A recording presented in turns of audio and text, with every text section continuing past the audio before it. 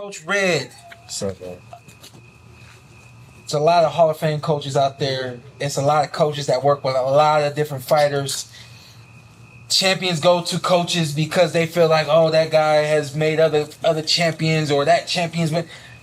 But when it come to Omaha, Nebraska, y'all got something tight.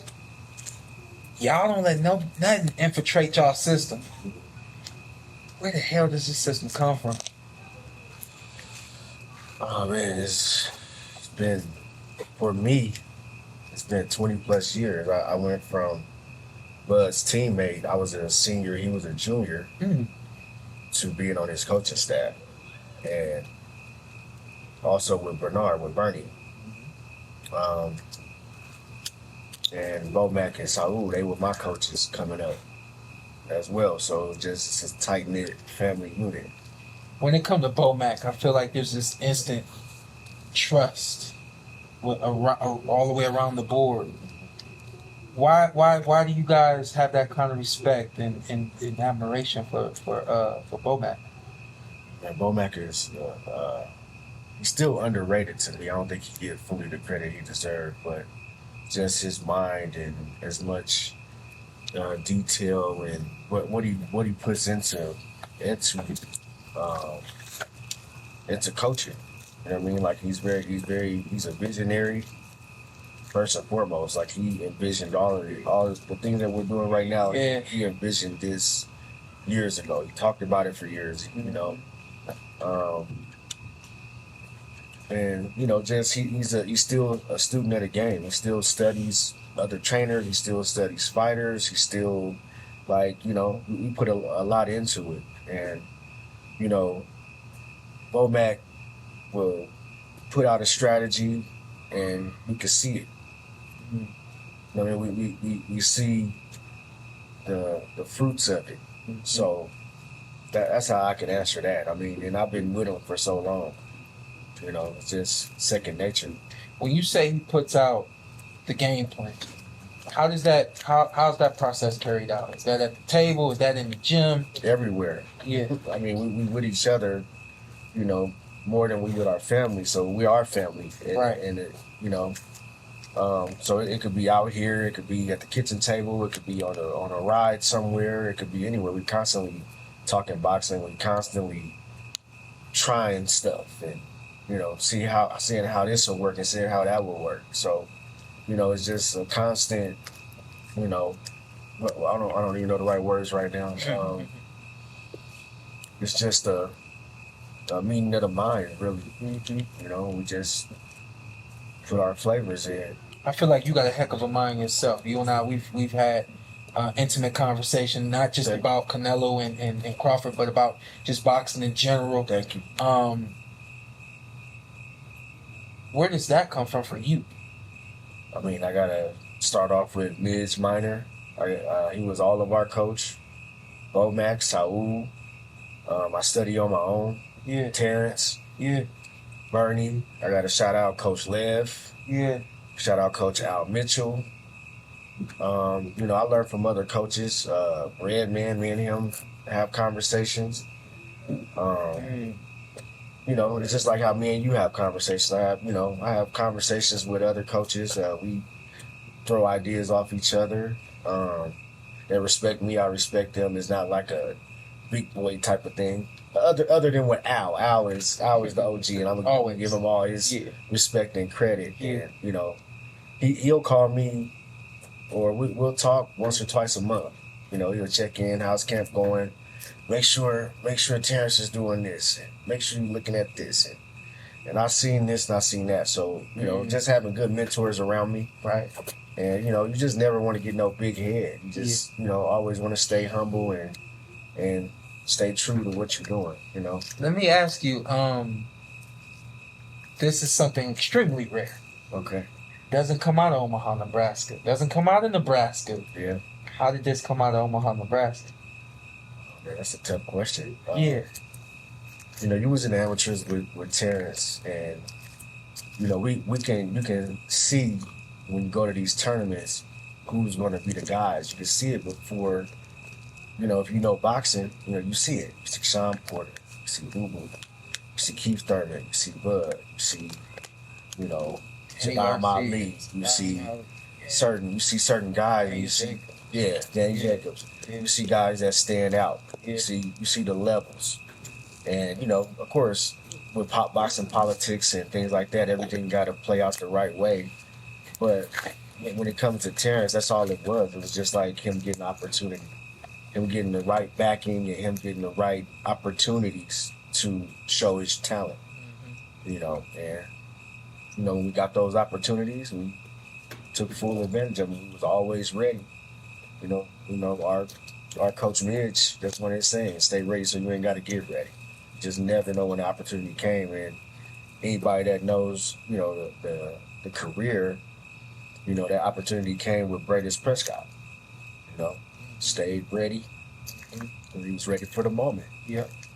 My theory is a fighter is only as good as his team. Number one, do you agree with that? And would you consider Crawford's team his X factor? Man, that's a good question. With different fighters, you need to do different things. As you know, it's like... you know, you get the title of a coach or a trainer, it's much more deeper than that. The X's and O's might be the easiest thing. So in some cases you might have to be a person's big brother figure, father figure, counselor, therapist. You know, you play different roles as being a coach, and people don't really understand how much time that you really put into guys. So just with the coaching aspect, definitely, but everything on the outside, like, you know, maintaining people's habits and trying to help them to grow to become better men or women. I think a lot more in that aspect is what is people don't really talk about. Keeping people on the straight and narrow, you know, because as you know, boxing, a lot of us come from poor backgrounds, come from the hood, come from the ghetto. So a lot of those things might draw you back, or those habits that you came up with, and things like that. So, you know, that becomes that shapes a whole view of like being a coach. Is you know, getting inside of a person and trying to get what the best that you can get out of them. Bomac. And I've seen this from Bomac, and you brought it to the forefront of my mind. I'm like, Bo has always said these things, almost in a very prophetic way. Bottom line. Yeah. He hasn't just said, we gonna do this, we gonna do that. He has said it like in a very prophetic way. Yes. This is what's going to happen. Yes. At any point, did it ever seem unrealistic, and then you started to buy into it and actually see it happening? Or was it something that you just always trusted and you knew that Bomac knew what he was saying? I always trusted it. I mean, like you said, coming from Nebraska, coming from Omaha, it's a lot of, things like political things in a way. Nobody really, it doesn't happen coming out of Omaha. So people thought that Bud might have been fool's gold. Like, okay, well, he's winning and he's doing this and he's doing that, but wait till he gets to that level. And then when we beat that level, then wait till you get to that level, because it's that stigma. So some of those things, the political aspect of it frustrates you, when I sit and think about everything that we've been through. Yeah. But Bo always had that positive mindset. We always we're going to get past that shit. We're going, Bo, he's motivational. Like I said, prophetic, and he's a visionary. Like, he always, when times get tough, times get hard, he always, it's going to be all right, Red. We're going to, because I'll come to him with my frustrations, about fighters, about this, about that. And he'll always say the right things to you just to mellow you out and to, keep your eyes right there on the prize. So I give Bo a lot of credit, man. He's an OG, man. He's real life, helped me along the way, just even in life. Yeah. Just with my kids, with relationships, with family, anything. I could always go talk to both. I always felt like what made my team as great as it was, and kind of what made us who we became as a unit. When people would ask me, like, you and your dad, y'all are successful. How? What are y'all doing? So and so. I said, it's love. It's the love that carries us through. It's not boxing. It's not us wanting to hurt people. It's simply us being able to look into one another's eyes. That trust, that instinctive love that we have. Yeah. Is that what's going on in the Crawford camp? That's what carries us. I mean, we everything ain't always perfect. We get into we might get into arguments. We might not see eye to eye on things, but at the end of the day, one thing that we know, we are family. Right? Mm-hmm. We are family, and we definitely love each other, and we're definitely brothers. Mm-hmm. You know what I mean? That's not even needing to be said. So whatever kind of argument or disagreement or this or that, at the end of the day, we're going to get past it. And another thing that we do is we keep a lot of things in-house. That's when things starting to unravel, when you let the media get into certain things. You know what I mean? Because mm-hmm. you know how that can get misconstrued and this and that. And, you know what I mean? Media runs with stuff. These clickbait guys. I ain't saying you. Mm-hmm. But, guys, you know these guys out here. I don't want to even give them no shine. Yeah. But we keep things off of social media. We don't go talking around each other. We come talk directly to each other. Because that's the only way I feel like things as men. Mm-hmm. And we all alphas to some degree. So we got to come talk to each other. Yeah. And sit down and talk to each other sometimes. Sometimes we just blow it. And sometimes it's nothing. Just brush it off. This ain't nothing. But sometimes we got to sit down and talk. We sit down and talk. And we got to talk as a group. We sit down and talk as a group. We have a meeting. Like, we'll sit down like, hey, we need to have a meeting. Like, hey, we're going to meet at 11 o'clock. Bomac room, wherever. In the car, at the, wherever. And we'll sit down and we'll iron everything out. Coach Red, for you, just to give you some love and some shine, do you have any personal goals? What do you see for yourself as a coach, as an entity in boxing moving forward? I don't know. I'm so tight-knit with my people that I don't really think about nothing individual. I've stepped outside of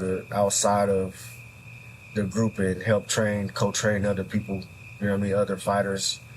But it just don't even feel the same. Mm-hmm. It don't feel the same with my brothers there. Mm-hmm. I don't know. I recently took like a bronze level clinic for USA Boxing, okay. Right? Yeah. The entry level clinic that they have, right? And first time? You never first time, never. Oh, wow. I haven't been doing no amateur coaching for probably a decade or so, because we've been on the road. You know how things grow, our stable grow, and then the time you gotta dedicate grow. So, but I want to accomplish some amateur stuff. Like, I kind of want to go backwards a little bit. I don't know if that's backwards. No, that ain't backwards. Sideways. Like that. Yeah. What you say? I want to step sideways. Try to, and I went to the class and a couple people knew me. They recognized me, and even Coach Fraser, Adonis, he looked at me like, "What you doing in here?" Mm-hmm. I was, I'm like, man, just trying to get my feet in here on this amateur program. We gotta start getting some national champions out of our region.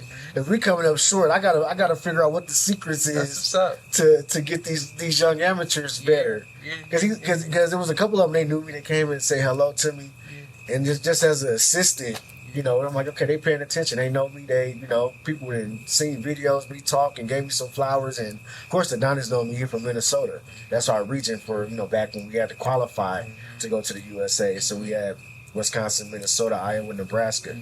He's from Minnesota, so we knew each other. We talked about Canelo, what we was doing out there, and because he was like, "What you doing in here?" He's like, "You know what I mean?" I'm like, "Hey man, I'm in here to get it. That's great. I'm gonna see what I can learn." Yes, sir. You know what I mean? Yes, I'm coming in here with a green mindset, and I want to see what I can learn. So maybe something in the amateurs, if I get the time to try to help the national team, or first off, help our gym, help our region, and maybe get some guys on the national team. See what I can accomplish there if I got the time and the means to do that.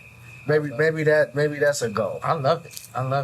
Well, I thank you for your time. For sure. I appreciate you, man. Yes, sir. Appreciate you, baby.